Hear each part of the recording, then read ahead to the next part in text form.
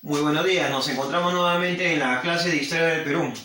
En esta oportunidad vamos a desarrollar justamente el segundo gobierno de Manuel Prado Ugarteche, que comprende el año de 1956 al año de 1962. A este periodo se le conoce como la convivencia política. ¿Cómo es que se va a dar la llamada o denominada convivencia? Esta convivencia se da entre la alianza política entre el Partido Aprista Peruano, liderado por Víctor Raúl Haya de la Torre, y el Movimiento Democrático Peruano, liderado por Ugarteche. Pero antes de hablar del segundo gobierno de Manuel Prado Ugarteche, vamos a ver cuáles han sido los antecedentes. Acuérdate tú que la semana pasada habíamos hablado del ochenio de Odría, de Manuel Apolinario Odría, que le había dado un golpe de estado a Bustamante Rivero, y con ello él llega al poder y se instaura en el poder, y él se presenta como el único candidato y gobierna 8 años el Perú. Muy bien, Odría buscaba una salida. ¿Cuál era esa salida de Odría al ver que el pueblo de Arequipa, la UNSA y el Frente Único de Trabajadores y el resto de los departamentos, provincias del Perú pedían la renuncia y convocar a nuevas elecciones? Entonces quiere decir que la salida que estaba buscando Odría, primero era obedecer al mandato popular del pueblo, que se convoque a nuevas elecciones para el periodo de 1956. Pero también había algo, que Odría buscaba un candidato para la elección de 1956 y que ese candidato debería de ser un amigo o debería ser amigo de él. ¿Por qué? Porque Odría era consciente que en su mandato de 8 años favoreció ampliamente al capitalismo norteamericano. Y con ello, Odría, a cambio de ese clientelismo hacia las grandes empresas norteamericanas, Odría tuvo como regalo, como obsequio, una de las grandes mansiones aquí en el Perú. Y Odría era consciente que lo iban a investigar por enriquecimiento ilícito. Por eso es que Odría buscaba que el candidato que va a postular para 1956 sea su amigo. Pero ¿quiénes eran estos candidatos que se presentarían directamente al sillón de Pizarro? Tenemos al Frente de Juventud Democrática, liderado por Fernando Belaúnde Terry. Hoy en día su partido se llama Acción Popular. Fernando Belaúnde Terry, ¿qué dijo? Ni borrón ni cuenta nueva. Con ello dijo, o te da a entender, que se le va a investigar a Odría. Y Odría, en ese contexto político, sabía muy bien qué era lo que le esperaba a Odría si se llegaba a comprobar el enriquecimiento ilícito y el favoritismo y el clientelismo que hizo durante su gobierno a las grandes empresas norteamericanas. El siguiente partido es el Partido Restaurador, liderado por Hernando de la Valle. Cuando Belaúnde se lanza como candidato por el Frente Juventudes Democráticas, en ese momento, ¿quién viene de París? En ese momento viene de París Manuel Ugarteche, Manuel Prado Ugarteche. Y Manuel Prado Ugarteche era un hombre empresario, era dueño de empresas, dueño del Banco Popular. Quiere decir, la familia Prado se vuelve millonaria, adquiere un estatus social dentro de la sociedad, forman su propio imperio, denominado el Imperio Prado. Entonces, como Odría buscaba un amigo con el cual se podía coaludir para que no le investiguen por los actos de enriquecimiento ilícito, quiere decir, en el Pacto de Monterrico se reúne Odría, Ramiro Prialet y Prado. A esa reunión se le llama el Pacto de Monterrico, que en otras palabras, perro, gato y pericote se reúnen. ¿Con qué finalidad? Con la finalidad de que Ramiro Prialet, enviado por Víctor Raúl Haya de la Torre, busque a través de Prado legalizar al APRA, dado que el partido aprista, desde el gobierno de Leguía, el gobierno de Sánchez Cerro, el gobierno de Benavides, fue un partido desconocido. Y como el APRA manejaba masa popular de votación a la masa obrera, a la clase estudiantil de las universidades, a la clase media, entonces Prado necesitaba de los votos del APRA, ¿a cambio de qué? a cambio de que Prado lo legalice al partido aprista.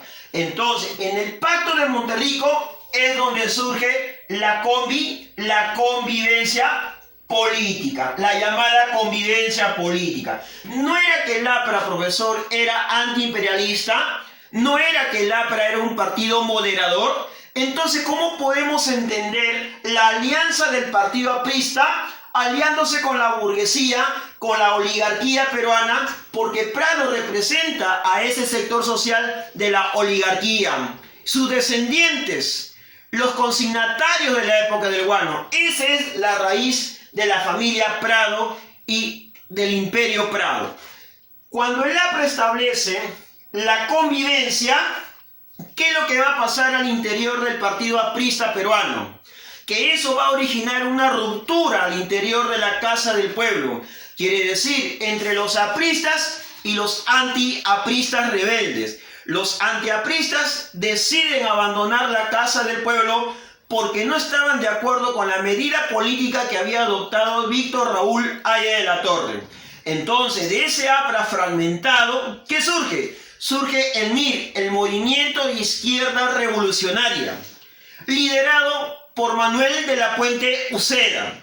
Y para la década de 1980, específicamente en 1982, del MIR surge el Movimiento Revolucionario Túpac Amaru, liderado por Víctor Polay Campos. Quiere decir que a través del pacto de la convivencia entre el APRA y Ugarteche, eso significó el rompimiento de My Love y de un amor al interior del partido aprista peruano. Pero ¿qué llega a suceder en el panorama del aspecto económico? En el aspecto económico se llega a producir el boom pesquero. Entre otras palabras, este boom pesquero se va a dar en la zona de Chimbote, en la llamada zona de Chimbote. Quiere decir que la exportación de la anchoveta fue masiva. Esta exportación de la anchoveta, ¿quiénes lo consumían, profesor? ¿O quiénes estaban interesados en nuestra materia de exportación de anchoveta? Eran directamente los ingleses, eran los que compraban la masa de tonelada de anchoveta. ¿Pero con qué finalidad? Con la finalidad que la anchoveta era para alimentar a los cerdos, a los chanchos en Inglaterra, mientras que nuestros chanchos se alimentaban de residuos, se alimentaban de basurales, pero aún así degustábamos en el estómago ese manjar. Entonces quiere decir, el empresario que va a impulsar el boom de la pesca viene a ser Banchero Rossi. Y se habla que Banchero Rossi compra un cártel colombiano, un cártel destinado a la compra y venta de drogas. Era un hombre millonario. La muerte de Banchero Rossi no está nada esclarecido. Algunos hablan que lo asesinó el partido aprista peruano, un militante. Otros manifiestan que quien mata a Banchero Rossi es su propio empleado, su propio jardinero. Otros manifiestan que Banchero llegó a tener una tremenda popularidad por la zona norte y lo veían a Banchero como el próximo candidato a las elecciones de 1962. Pero no simplemente sucede el boom pesquero, sino también está el boom del azúcar. Quiere decir que para elevar los niveles de precio del azúcar tenía que haber una reforma liberal en la economía. Y la reforma liberal en la economía va a estar a cargo del nuevo ministro de Economía, que era Pedro Beltrán Espantoso. Y Pedro Beltrán era dueño del diario La Prensa, que era un diario de tendencia moderada, pero con ideas editoriales liberales. Entonces quiere decir que Pedro Beltrán Espantoso sube los niveles de precio de los productos de primera necesidad. Y dentro de ellos se encontraba justamente el boom del azúcar. En el panorama social, ¿qué es lo que va a llegar a suceder? En el panorama social, el gobierno de Ugarteche, a través de normas y decretos en el poder legislativo del Congreso, favorece ampliamente a los capitales norteamericanos, sobre todo en la extracción de cobre. Eso va a conllevar que en el aspecto social, en Cerro de Pasco, se originan protestas en contra de la empresa Cerro de Pasco Corporation. ¿Por qué se dan esas protestas? Porque el gobierno ha dado amplias facilidades de ganancia, de porcentaje a las compañías norteamericanas. Y eso ha originado descontento y malestar social en Cerro de Pasco. No conforme con Cerro de Pasco, también se da justamente en el Cusco, en el Valle de Lares y la Convención. Es ahí donde Hugo Blanco va a tener una destacada participación, y a Hugo Blanco muchos lo consideraban que era un terrorista. No, Hugo Blanco lo que pretendía era negociar los problemas del Estado con el sector campesinado, y a partir de lo que sucede en el Valle de Lares, la Convención, en el Cusco, surge la frase tierra o muerte. Quiere decir que en los años que estamos hablando, la década del 50 entrando al 60, el campesino toma una conciencia madura.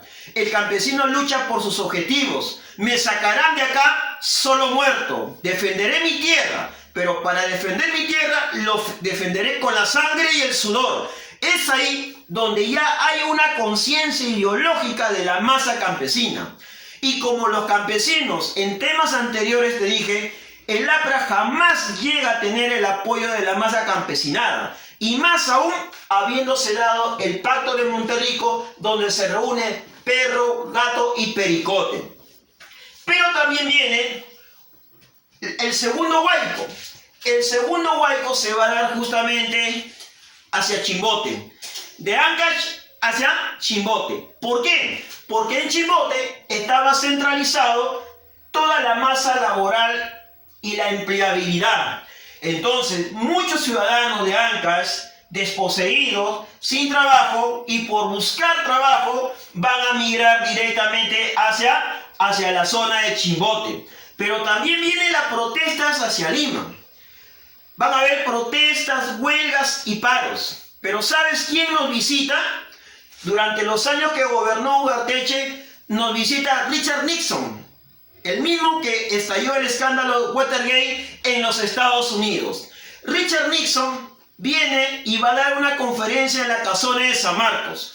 Pero lo que no sabía Richard Nixon, que aquí en el Perú ya se habían proliferado, se habían desarrollado las ideas socialistas y las ideas comunistas.